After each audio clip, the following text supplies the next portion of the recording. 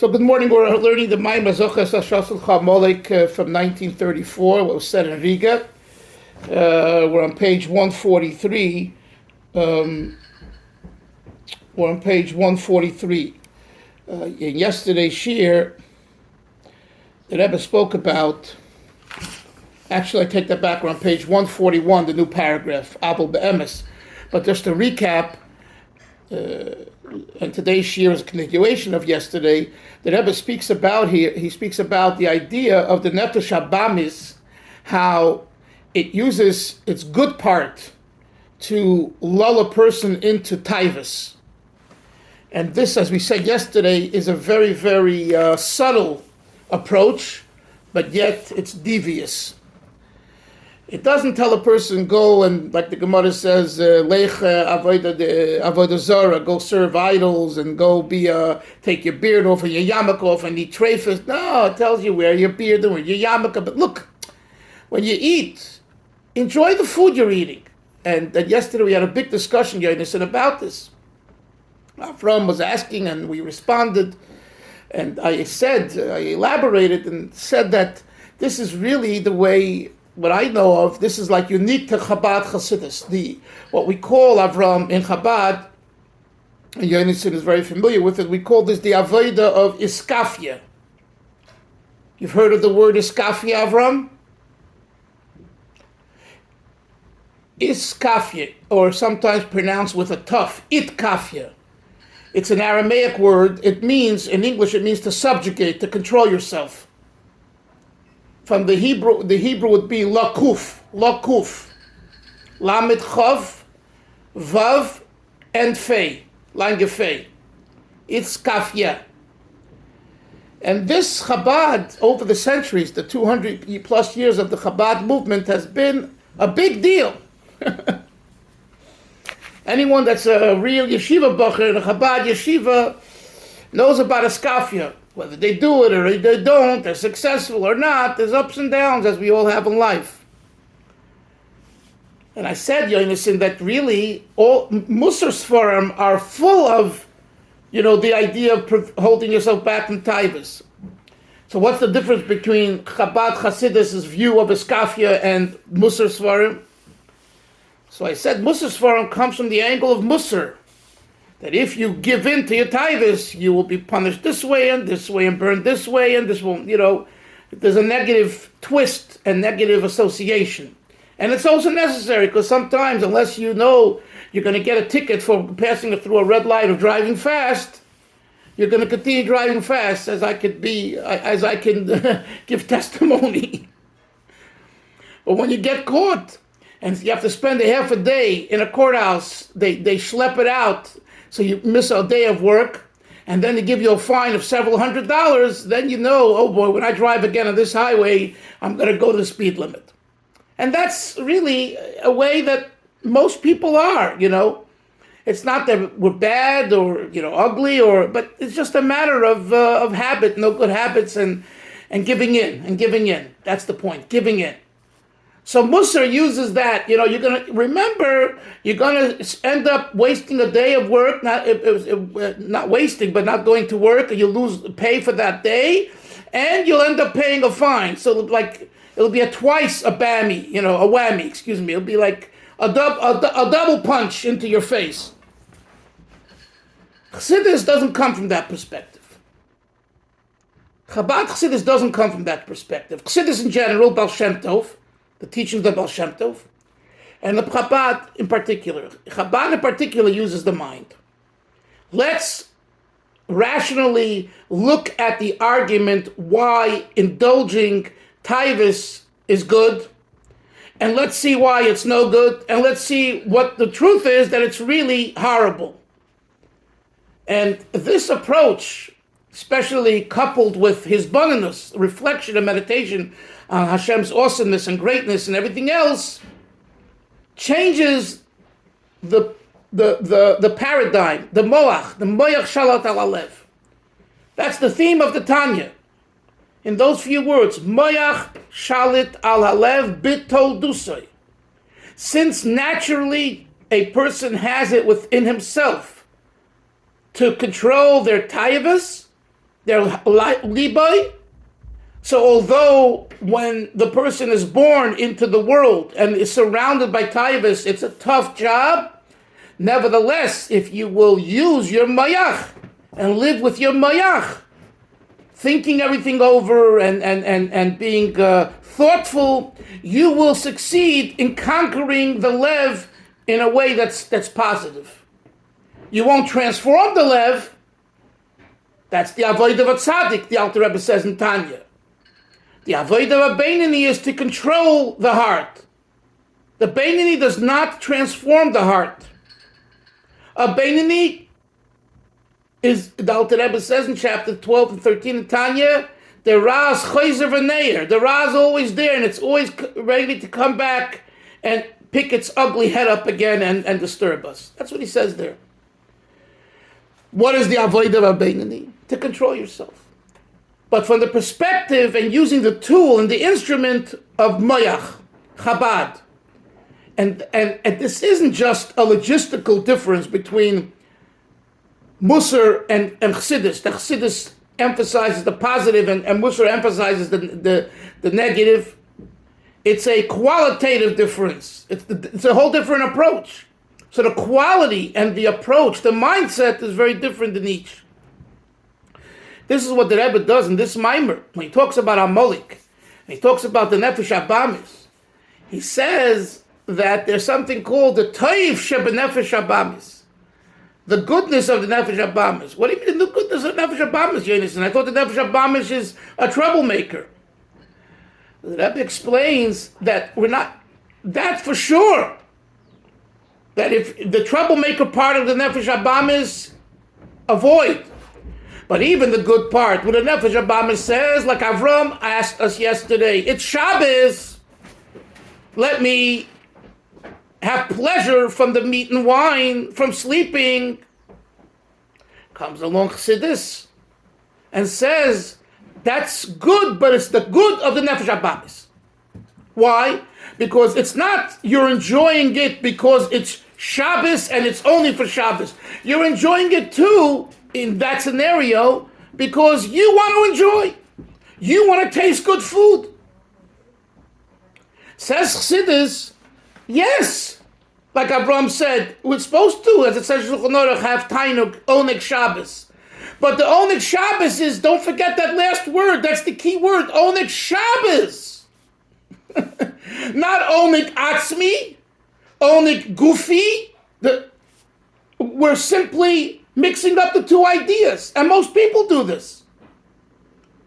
We convince ourselves that the chont we eat and the sleep that we do and everything else that we do is for Hashem, and it could quite well be it's for your own palate and your own taivas. So Chassidus says, don't throw out the baby with the water. Throw out the water and leave the baby. Tainuk Shabbos. Feel Shabbos. And if you really feel Shabbos, then you won't eat and sleep like a glutton and an animal. You'll eat and sleep like a human being and a holy human being. And it's a different quality on Shabbos itself. On the contrary, Avram, the Shabbos makes your eating and sleeping very different.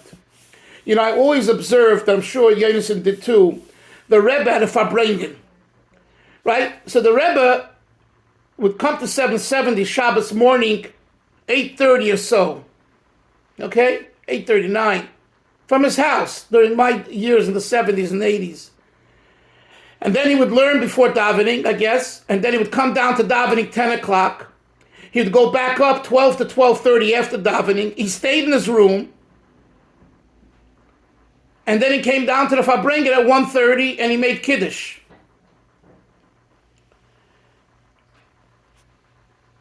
I believe he had a drink in 770 in a thermos. They always had a thermos that the Rebbe Tzimchaya Mushkel's yahrzeit was this past week sent to 770.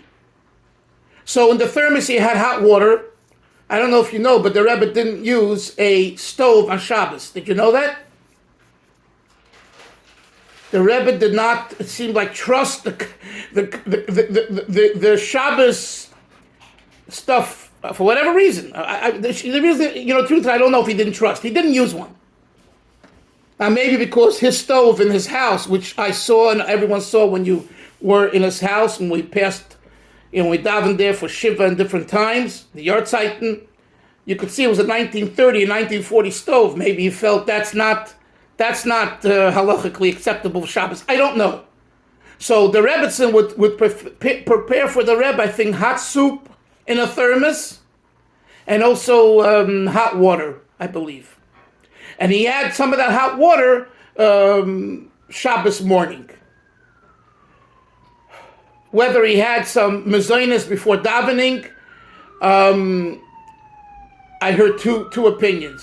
One, I always thought the answer was yes, and more recently, a friend of mine said that he heard from Rabbi Klein, one of the Rebbe's secretaries, that the Rebbe did not eat before davening. Halachically, according to strict Shulchan Aruch, you shouldn't be eating anything before davening. The heter given is that if you won't be able to daven properly, you're allowed to taste something, right? That's what it says in Kitzur Shulchan Aruch. But I could see the Rebbe not accepting that, not accepting it. The Rebbe not needing that for his service of Hashem. Yes, Moshe, you wanted to ask something. Yeah, just when Rabbi Delphin, when you mentioned the Rebbe didn't trust the stove, I assume you're talking about. Obviously, I assume that you're talking about having set up some sort of a blech that is right. That's I'm just clarifying. Yes, that's all. Yes. Okay. Again, but I want to say I didn't hear this from anybody. So, and I don't believe the Rebbe said so. But that would be correct. So imagine a person is up early, comes, to 7:70, 8:39, davens, and it goes back to his room at 12:30, has an hour to half an hour, in 7:70. Who knows if he made Kiddush there also in his room, who knows? And then comes to the Farbrengen at 1:30, Yonison. And it's 1:30, you're pretty hungry by this time, right? So I always noticed, how much, so there was a platter of cake on the table and wine. The Rebbe made Kiddush, right? And after he made Kiddush, we signed a niggin, and then he said l'chaim to people, and then he started to give his first sikh, his first talk. That was the way it was in my days at Farbrengens. How much cake did he eat from that plate? He ate literally the shear, the amount, just enough to make an after bracha. And you could see the way he took out, it was amazing.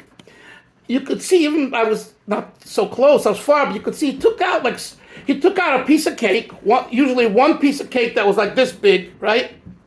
So it had the shira, bracha achrona, and for the next 3-4 hours he ate that piece of cake, all of it or not all of it, I'm not sure, and that's it. And he made a bracha achrona. That was every single Farbrengen, including the Shabbos Farbrengens. So if the Farbrengen didn't finish till 4 or 5 o'clock, pretty much he didn't eat from when he got up, which I'm sure was early, 5, 6 in the morning, till 4, 5, 6 in the evening. Okay? Now, as you'll say, Rebbe's a big tzaddik. Yes, but there's a message here. The message is that you can have a little piece of cake, and that cake sustains you, and it becomes Tainuk Shabbos. That's what I'm sharing these details for you, because Avram, you spoke about, Tainuk Shabbos. So after hearing the order of the Rebbe's Shabbos, you would ask yourself, how is that Tainuk Shabbos? He only says eating, a good shont and a good steak is Tainuk Shabbos. A good ice cream is Tainuk Shabbos. That Shabbaton I went to 2 weeks ago, that was Tainuk Shabbos. 24/7, non-stop, food all around you. 7 types of herring, 3 types of meat, and non-stop. And after, I didn't tell you last time, or maybe I did, after they finished the meal, which came after the Kiddush, which I told you about, then they had a canteen that was open, and there were two people serving behind the canteen, potato chips, pretzels, fruits, and guess what? Parav ice cream and ices on a cold, freezing 15-degree the East Coast weather when no one went outside. Except when we woke up 8 in the morning, Sunday morning, by a false alarm, and everyone had to go down, and the women barely got dressed and came down. So God really did us, and that's after going to sleep 4 in the morning, because they had skits and comedy and plays and all kinds of things till 4 in the morning. 8 o'clock, everyone was downstairs because the alarm didn't stop. And the fire people came, and everyone had to be downstairs. So they really got it. And I overheard some of the women. These are like Hasidic women who are used to sleeping in. I mean, they're not used to sleeping in. They're not used to sleeping in. They have kids. But when they go away to a weekend like this and their kids are away, this is like someone who took us home and said, this is our opportunity just to sleep in a little bit. So what does Hashem do? He has a great sense of humor. 8 o'clock in the morning, the alarm goes on. Out! Dressed or not, get downstairs. Tainuk Shabbos, having pleasure, Shabbos, is quality. That's what I want to tell you, Yaini. It's quality. It's not about how much chonk cake or ice cream you have. It's the quality, and if it's for Shabbos. And if you live with that motto, you don't need a lot to eat. And listen, I'm not the one to talk about this, but I have to, and I want to. And I would love this to be my reality. And it was once my reality. I have to go back. I always say when I'll be 70, 80 with Shem in Yerushalayim, I'll be able to become a yeshiva bacher again. Those truths and paradigms that we lived with when we were younger in yeshiva, I always have this dream to revert back. But the truth is, that's like a fantasy, because if you can't do it from 20 to 60 or 20 to 70 while you're prime of your life, the mincha years, as we learned in the last Maamar, what are you worth? Shachris and Arvis, youth years, teen years, and the young adult years before working, and retirement years is no big deal. Anyway, that's just an aside. So going back to the Maamar, Yonason asked me to repeat, so I just repeated to you, Yonason, with more stories and details, which got you all guys to laugh. And got me to laugh, that this is what we're at now. So when you don't do this, the Rebbe said at the end, and we indulge, we start falling. And the last few lines, the Rebbe said, the last line of the last paragraph, page 141, he said, "V'yored midechi el dechi." One descends from level to level until he becomes, God forbid, no fail. So we have your two concepts, Hillel, a yored and a noifel. What's the difference? Yored is gradual. You're on the top step, you go down to the next step, and next, slowly but surely, you get weak in your commitments, and you drop. Noifel is you fall from the top step all the way to the bottom. That's a very harsh fall, much harsher. Let's see how the Rebbe continues now. Next paragraph, 141, new paragraph. Avol be'emes, hinegama yored v'noifel, even one who descends, and even one who falls flat-faced from top to bottom, Rachman l'tzlan, God forbid, yesh lo haschola v'siba asher garmo yeridosav v'nefilasi. There is a beginning cause that causes him to descend and to fall. V'ascholas hasiba, who, what is it? Heder sima slave al haruchnis v'darkei ha'avodah. It's the lack of attention given to spirituality and the ways of service of Hashem. Ruchnis und ton mit sich, the Rebbe is translating now into Yiddish like. Spirituality, ruchnis, and ton mit sich. That's a Yiddish expression, it's a beautiful expression, meaning to do with yourself. Or better in English, it would be to refine yourself. Spirituality and self-refinement, farnemt nit keinort, has no value to him. It takes no place. It doesn't occupy space. You know why? Because it's not important. And when one is in this state of mind, where spirituality and refinement of character is valueless, is not important, even though he learns Torah, he davens, and he does mitzvahs, below hergish. All of it is without feeling, top of 142. Avoida v'chayas ruchni. It's without service and spiritual vitality. It's doing things because the book says so. The rabbi says so. My wife says so. I'll be embarrassed if I don't do it otherwise. As we've discussed many times, the stale approach to Yiddishkeit. It's lacking neshama. It's lacking soul. It's lacking animation. It's lacking excitement.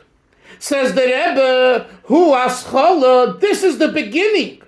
Hasiba leyerida, the cause for the initial descent is the fact that there isn't any regesh, any feeling, any motivation, any vitality and enthusiasm in your Avodah Hashem.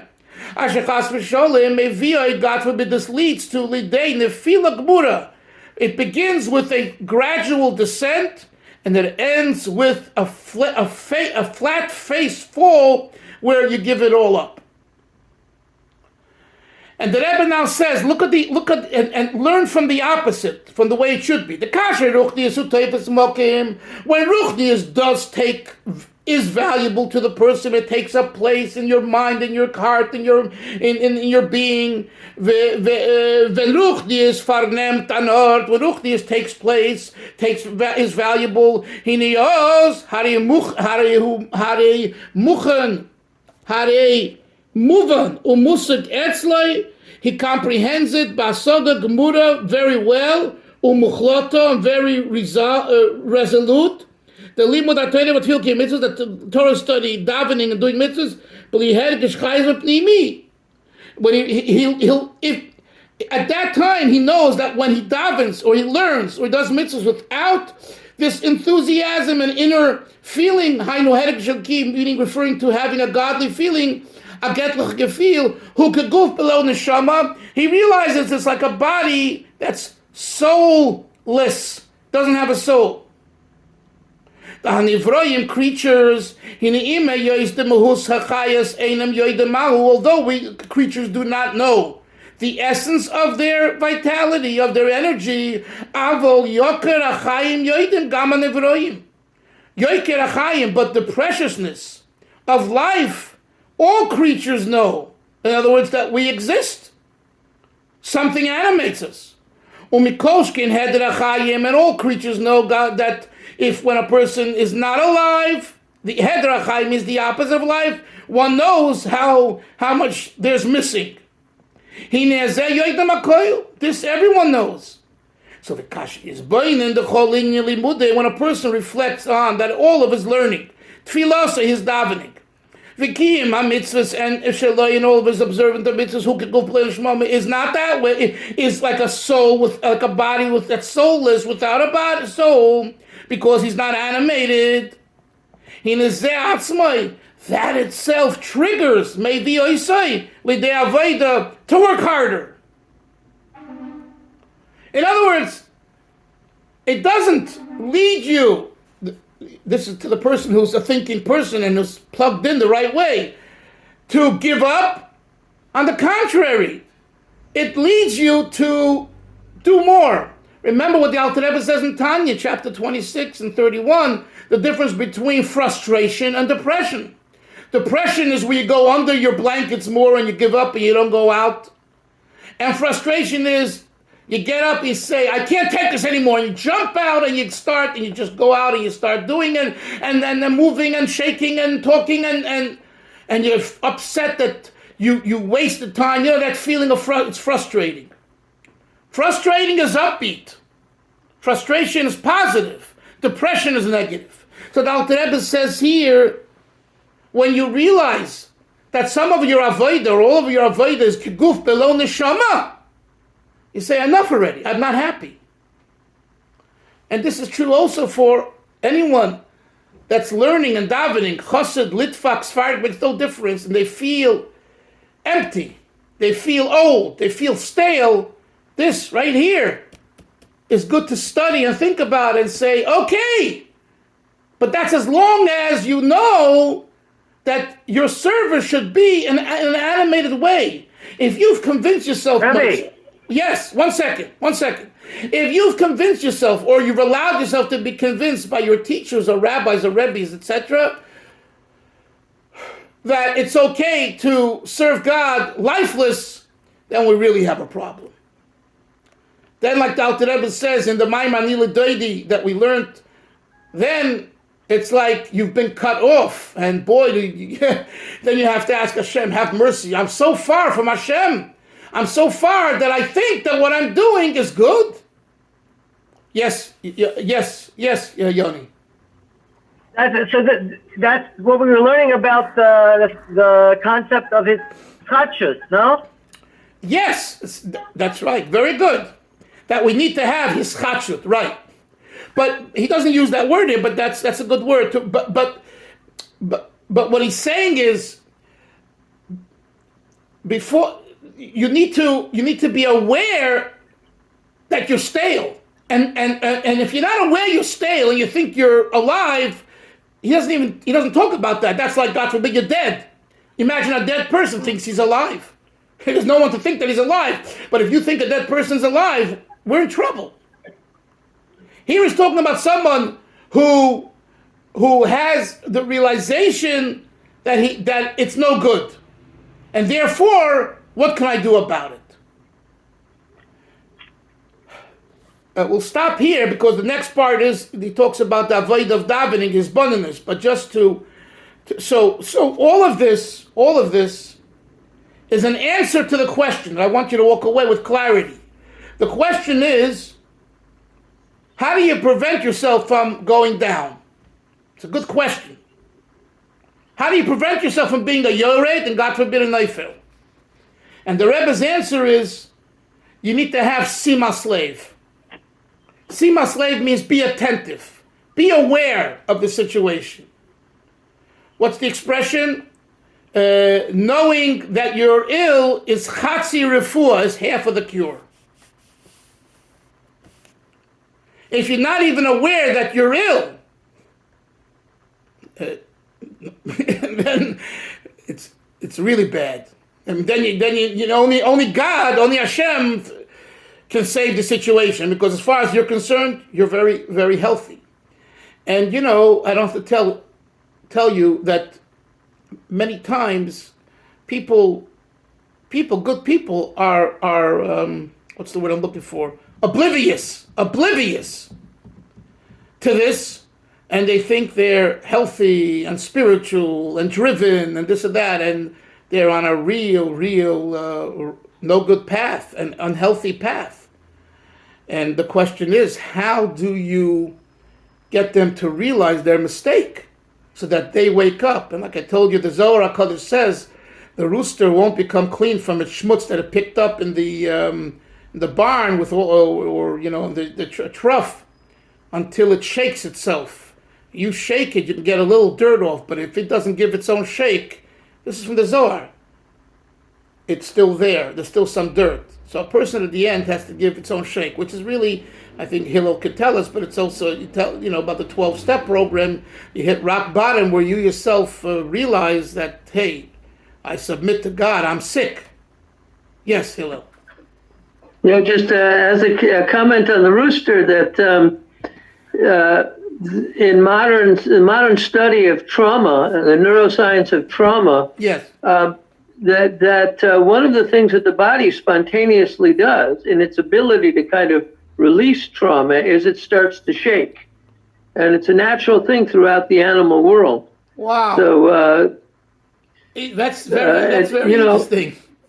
It's got. I mean, you see it like in injuries. So one of the mistakes that was often done in like in emergency medicine, is like if somebody was injured, and the body was kind of was shaking like often they used to be taught to restrain that kind of movement. It's scary to watch, but in fact, it's much healthier for the body to be able to complete those movements and not go into a traumatic like freeze reaction. So Makes it much harder for the body to get over if it's injured. So you're saying that it's healthy for it to shake or not healthy? It's healthy for a body to shake. It shakes off the trauma, and that and it kind of that's how it kind of resets. That's how the body sort of resets itself. It's very interesting because the whole idea of shaking means to say is movement. In other words, it show what I'm hearing you say. Tell me if I'm right. It's positive life. It's a sign of life. The movement is a healthy sign of life. Is that what I'm hearing? Yes. Yeah. Which is it's very much in 1 second, Moshe. It's very much in tune with what we learn in Torah and Chassidus, the concept of movement. I'll give you an example. The Niggin, the previous Rebbe writes this. In Chabad, we sing ay ay ay ay ay ay over and over. Well, what's this? In the Nigunim. Say the words, say the tune, and go on. Ay ay ay ay ay ay ay ay. Which, by the way, today I'll be making. I'll be making my clip for the third Niggin today, the Paltava Niggin in Mitzvah Shem, which I hope you'll enjoy. So the previous Rebbe writes that this is a sign of friction. The ay ay ay is like a debate, which if you heard some of my explanations, every niggin has a message in it. Sometimes it's hope, sometimes it's despair, sometimes it's love, sometimes it's awe, sometimes it's mercy. Every niggin, the richness of Chabad Nagina is that there's an entire discussion between oneself and one's soul and what's going on and how to improve. That's what a niggin is. And Avram is a musician. This is very important for you, Avram. So the Rebbe says it's the friction that's demonstrated by the eye to the eyes. The eye to the eye, he says, is not just another repetition. It's the friction. It's the movement that shows life. And that's what the eye to the eyes and the repetition is. It's an experience of life, not just boring repetition, And Rabbi Soloveitchik, he says it in his way regarding his philosophy, not of Nagina, but of life. He talks about tension. And Rabbi Soloveitchik explains that the whole approach of true brisk, who is tension, to be in a state of tension. Not to resolve tension, to be in a state of tension. Because the state of tension itself is healthy. Because it makes you move. Which is interesting. It's not Chabad approach, it's not anyone else's approach. Everyone wants to have a resolve.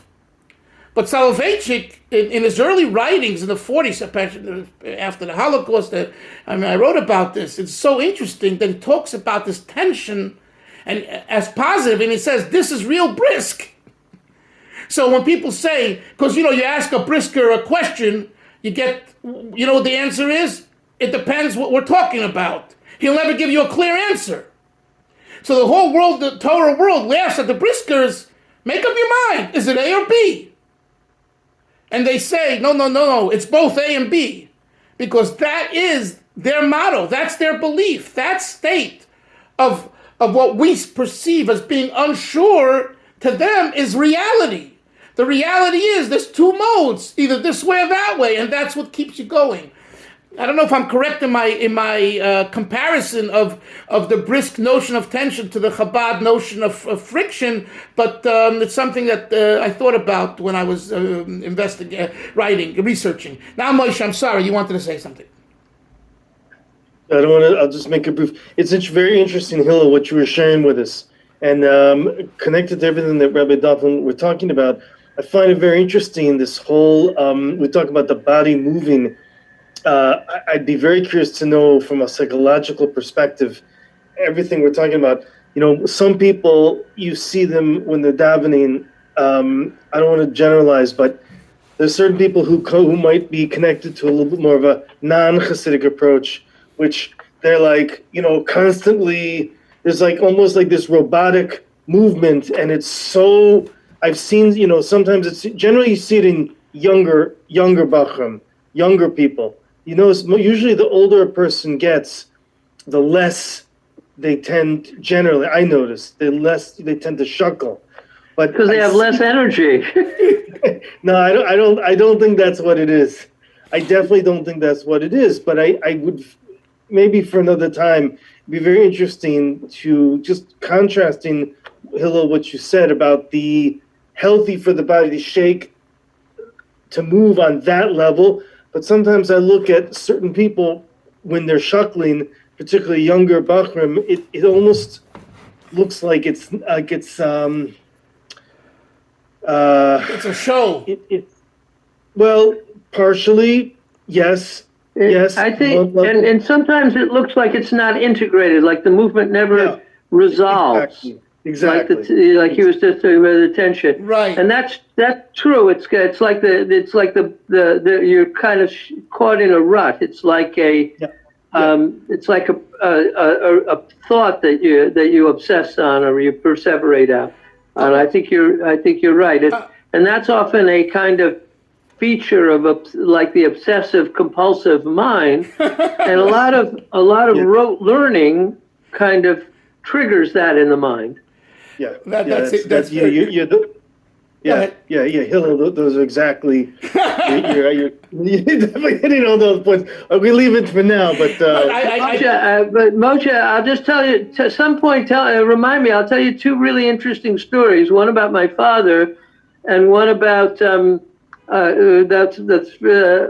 older, and one about just this week. A fascinating talk between Y.Y. Jacobson, Rabbi Jacobson, and one of the world's sort of foremost trauma researchers. I'm in the middle of listening to it, so. Very interesting. Okay. I regarding this whole parsha, the shaking, what you're referring to. There's a gentleman here in a shul near a neighbor actually. I've seen him daven Shmon Esrei, and he is, even he's older than me, probably Hillel's age, maybe, whatever, a little older. Hillel's young, but anyway. Hillel Zochor to you. Hillel Zochor. When he davens Shmon Esrei, wow, he makes these. It's like intense. And so when you said Moshe, it's generally by the young Bacharim, it's true. But I would say a little different. Anyone that still maintains that mindset of youth, like he's in yeshiva, like this 70-year-old man, will daven that way too. If they were raised in the Litvak yeshiva world. Yeah. Or even Hasidic world by some Hasidim. Yeah. Right. I heard a quote from the Kamarna. He said, "In my youth, I thought for sure I would storm heaven." He said, "Today, thank God, where would I have been without my youth?" Yeah. Or then they say a gleich wert, a little joke. They say when the stolen Hasidim scream and shake, scream. They say, does God not have ears that He can't hear you if you daven without screaming? But listen, these are avodas that tzaddikim, seemingly introduced. Although, I'll tell you, I asked, for example, if Rabbi Aaron Kotler, who was, the leader of the Lakewood and the whole movement and in America for sure in the heyday, how did he daven? I asked people. And they told me who saw him in shul. He didn't shake away. He davened, like we daven. That's what they told me.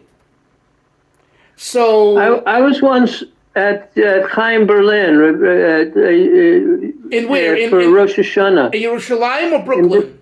In Brooklyn. Baron Schechter was the Rosh Yeshiva. Right. And he stood with extraordinary stillness for like an hour, whatever. Right. Yeah. Right. So you see that it's not as though there is a teaching in their in their shita that you have to shake. I think it's, like you said, Moshe, they get intense and you're all worked up and excited, and maybe the Musar, their Musar teachers, when they're younger, like you say, when the yeshiva tell them to be expressive of their feelings during Shemon Esrei. Okay, it's a good discussion and great the conversation. We'll see everyone. It's a Shem Shabbos and Vorchen. Chodesh Adar Aleph. This year we have 60 days of Simcha. Marvin B'Simcha, 60 days. Let's do it. Have a great Shabbos, everyone. Bye-bye. Shabbos, everybody. Take care.